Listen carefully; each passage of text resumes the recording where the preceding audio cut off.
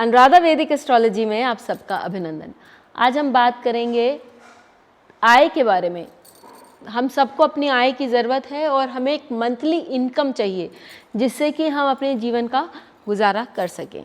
तो वो आय हम किस भाव से देखेंगे, उस आय को हम कहाँ कहाँ से प्राप्त कर सकते हैं, उसके बारे में आज हम बात करते हैं।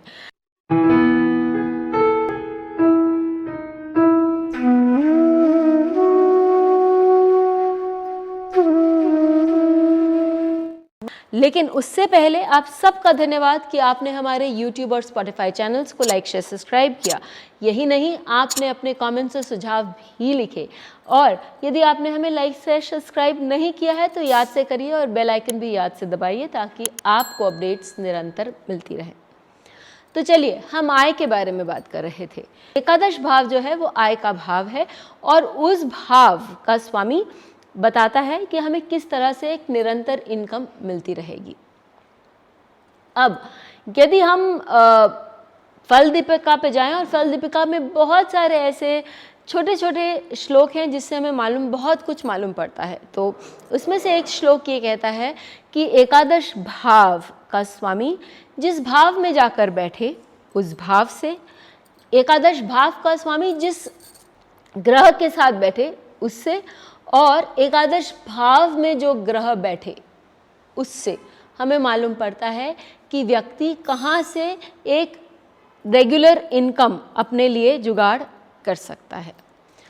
तो इसको मैं आपको एक एग्जाम्पल से समझाती हूँ, और इनफैक्ट 2 एग्जाम्पल और दूंगी। और यहाँ मैं आपको बस खाली बता के समझाती हूँ कि सपोजिंग आपका एकादश भाव का स्वामी 4th हाउस में बैठ जाए तो आप देखेंगे कि ऐसे लोग अपने घर से बहुत अच्छा बिजनेस कर सकते हैं। हम सुनते हैं कि इसने अपने घर में ही एक छोटा सा काम शुरू किया और वो काम उसका बहुत फैल गया, तो उसका कहीं ना कहीं 11th लॉर्ड का 4th हाउस से आया होगा।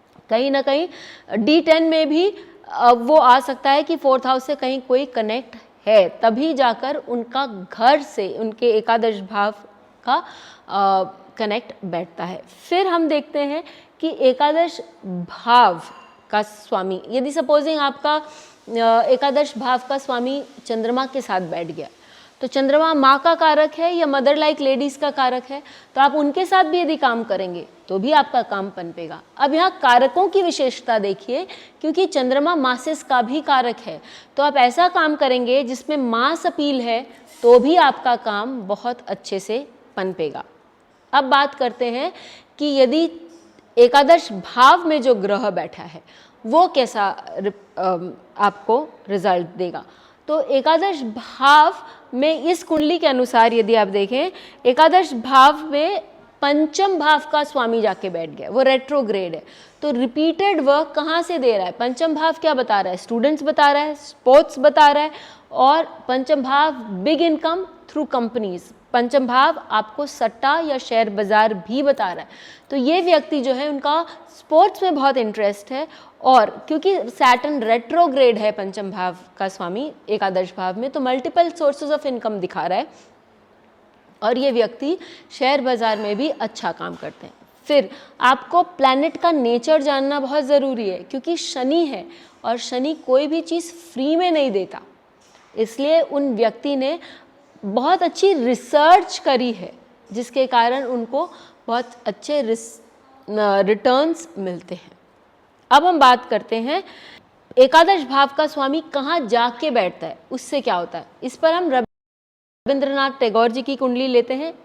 इंटरेस्टिंग इसलिए है क्योंकि यहाँ पर भी एकादश भाव का स्वामी शनि है, और वो कहाँ जाके बैठा है, 6ठे भाव में।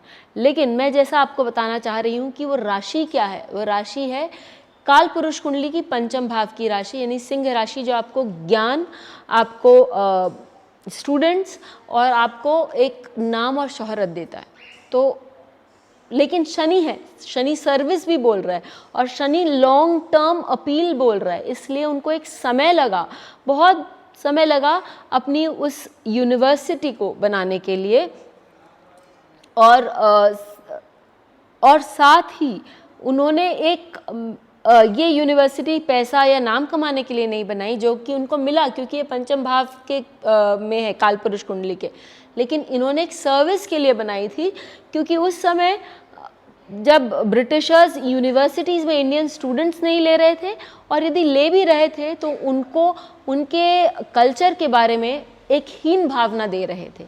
तो इसको अपोज करने या नेगेट करने और इसको अपने कल्चर के बारे में और हायर एजुकेशन प्राप्त करने के लिए लोगों को प्रोत्साहित करने के लिए रविंद्रनाथ टैगोर ने वो यूनिवर्सिटी लगाई थी। कहानी का तात्पर्य ये है कि उन्होंने एक श्रम का काम किया शनि, उन्होंने एक सेवा की छठा भाव, और उन्होंने एक उच्च विद्यालय स्थापित किया पंचम भाव, शिक्षा स्थल स्थापित किया पंचम भाव। इस प्रकार जो उनको नेम एंड फेम भी दिया और जिसकी एक रेगुलर इनकम आती रही, जिसके कारण आज भी वो यूनिवर्सिटी चल रही है। इसी तरह से आप अपने चार्ट्स में भी लगाइए और हमें बताइए कि आपका एकादश भाव, आपका एकादशेश या एकादश भाव में बैठा हुआ ग्रह आपको किस प्रकार इनकम दे रहा है। फिर मिलेंगे, तब तक के लिए धन्यवाद। बेल आइकन को दबाएं ताकि आपको वीडियोस की अपडेट मिलती रहे। हमारे वीडियोस को लाइक करें, शेयर करें, उन पर कमेंट करें और हमारे चैनल को सब्सक्राइब करना न भूलें।